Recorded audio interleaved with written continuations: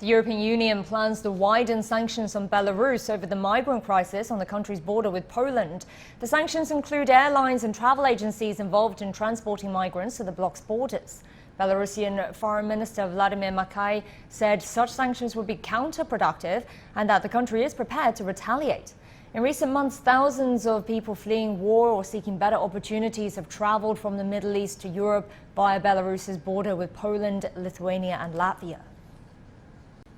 President Vladimir Putin says Russia is ready to help the EU with its migrant crisis. He also denied Western accusations that Moscow was involved in encouraging refugees to cross into the bloc. Julia Chapman has more. Responding to accusations that Russia is somehow masterminding this crisis, President Vladimir Putin said he only heard about the situation from the media and insisted that he hadn't even spoken to Belarusian President Alexander Lukashenko about this issue before this past week when the two spoke on the phone twice.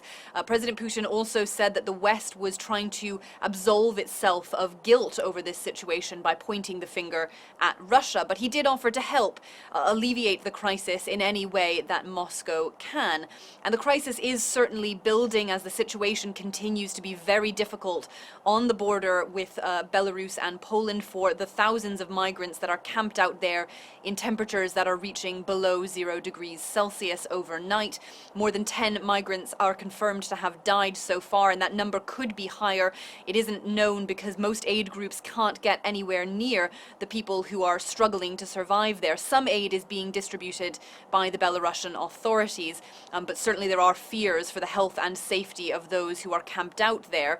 And many of them are still trying to break through the border despite the heavy fortification on the Polish side. Polish border officials say some 50 migrants broke through on Saturday out of about 223 attempts, and they've confirmed that 22 Iraqi citizens have been arrested. The fate of the rest of those people is unknown.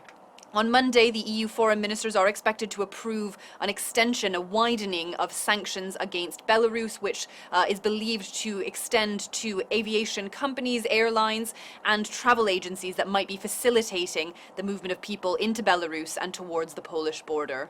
Julia Chapman, CGTN, Moscow.